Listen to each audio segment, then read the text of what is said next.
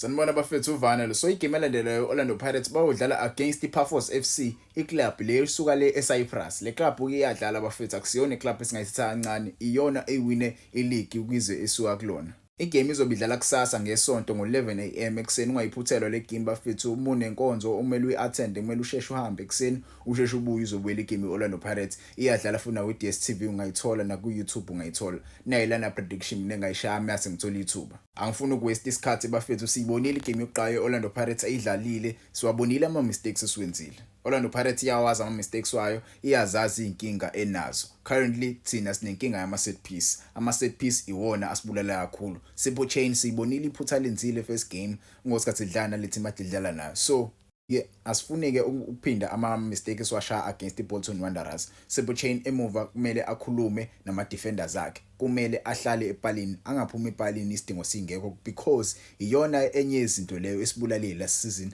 Enye futhi izinto ezosibulala kule season ezoqala masiqhubeka kanje. Isibulalile ke iBolton Wanderers ngamagoli ama set piece. Asifune ukuyibona into kanjalo kule game esodlala. Mase kuthi ku center back pairing yethu angifuna uqamba ama center backs wethu mafishane. Njengoba uNdayi engakabuyi nje ukubuya kwaNda kuzosisiza lapha emuva. Njengoba engekho uNda sisenkingeni. Ulomjida lo Sibisi benombokazi bona abadlali engibathembayo emuva. Last game they were solid, I don't wanna lie. They were solid at the back. Umbokazi was very brilliant. Benosibisi bebe brilliant. Inkinga phezulu abanayi height. Abakwazi ukuchallenge abadlali mase kumele kuyohead. Angazi kwenzakalani but ke abajida ngabaqalisa for me. Maybe Simple Chain angazama ukubatshela ukuthi hey kadani into kanje maybe abadlali abakhona egroundini bangabuya bezosiza. Yabo abosihlonduli ngajabula kakhulu ukumbona usihlenduli ebuye ezosiza idefense yethu ukuthi ikwazi ukuhead ama set piece. Ngajabula kakhulu ukubona uMahopa edropper deep kuma set piece situations asize team. Yabo so ngaqalisa lo mjida lo umbokazi benosibisi ba defensively bakwazi ukudefend but ke ngeheight abekho mnandi. Mase kuthi kwi right wing back bafethu noma ngayilwa kanjani indaba yashandwa it seems like i-management isiyithathile decision ukuthi uShandu uyena umdlali ozobe main man kule position uzobe bangisana noVan Rooyen. So game yakusasa kuyacaca nje ukuthi uyena ozobe eqala so ngiyaqalisa yena nami even though ngingaboni lutho asinikeza lona but ke ayikho into engayenza bafethu uyena umdlali ozoyiqala igame yakusasa ngokubona kwami ke kodake yabo nami ngamqalisa phela. Mase kuthi ku left wing back umdlalo uzoqala kusasa ngokubona kwami mina engamqalisa futhi uDeon Hot bafethu uDeon Hot useyisebenzele kakhulu Orlando Pirates umjida afika une experience kule position leya so umjida ngamqalisa kule game esoyidlala kusasa. Mase kuthi number 6 namanje ngisasho bafethu akekho umdlali udlala le position ojwayele ukuyidlala le position akekho currently. So we are opted to play umdlali esethanda kumsayina uSihlendulu uyena umdlali engimthembayo ongawazi ukuyicommanda le position. Sambona last game umjida was very good. Yabo uyakhombisa impela ukuthi ujwayele ukudlala in deep situations like that.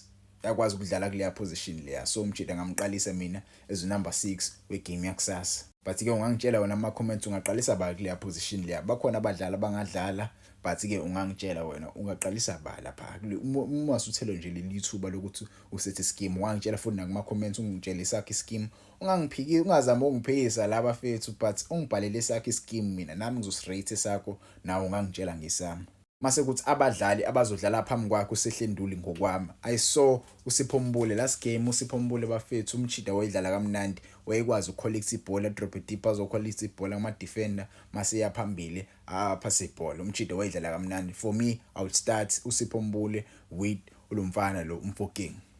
Yes last game ngaqala ngombatha but ke umbatha it seems like akekho umjida currently but ke ngayibona indlela ayidlala ngakhona Orlando Pirates kule game sadlalisa ama attacking midfielders awu2 sadlalisa uTito Maswanganye benosiphombule uSiphombule wayedlala le position le evamise udlalo umbatha indlela adlala ngakhona umjida wayekhombisa impela ukuthi uyakwazi ukudlala. Yabo uyakwazi ukudlala ujwayele ukudlala ama position akanje so ngingamqalisa mina uSiphombule mase ngiqalisa uMfokeng kwi position ya number 10. uSiphombule angakhuphuka ayomsiza uMfokeng mehluleke uMfokeng but ke uSiphombule ngamdlalisa iposition ejwayele ukudlaliswa umbatha mase number 10 role nginikeze uMfokeng. Mfukeng bafethu for me ngiyafuna ukumbona eqala again kusasa. He was really good kwi-games ade sidlala against iBolton Wanderers. So I want to see him starting tomorrow against ile club esiyodlala nayo kusasa. Mase kuthi ku right winger yami bafethu angifuna ukushintsha into eziningi bafethu. Nkota last game Nkota mbonanga, ngiyafuna ukumbona kule game esiyoyidlala, ngiyafuna ukumbona. So ngaqalisa uNkota lapha kwi right wing position bafethu. Angimele sicomplicate izinto. uNkota is our main man kule position currently. Tshepang Moremi, yes, we saw Tshepang Moremi last game. The guy was trying, but I want to see iPirates eshisayo first half. Yes, first half yale game leya yayimnandi. iPirates yayidlala kahle, but on the attacking basis sasingayi-attack iBolton Wanderers. I want to see iPirates e-attackayo la. Yabo ngifuna ukubona iPirates e-attackayo. So ingakho ngiqalisa uNkota. Ngifuna ukubona ukuthi okay, siyakwazi ukudlala ibhola. Base kumele ku-attackwe, ingabe simnandi yini ku-attacking, ingabe akhona yini amabhola afakwa eboxini kudlalwe kushawe inqaku. Ngisafuna ukubona leyo nto nje. Angiyibonanga last game, ngifuna ukuyibona ke kule game soyidlala. Mase kuthi lapha kwi left wing I wasn't impressed indlela babemdlalisa ngakhona uSunapolis. They didn't give iball uSunapolis. Angazi indaba bengafuni ukunikeza iball uSunapolis kule game lesesiyibuka. Second half phela wangena second half uSunapolis, he didn't get much of iball. Ngifuna ukumbona bemnikeza ibhola, ngimdlalisa la ka left.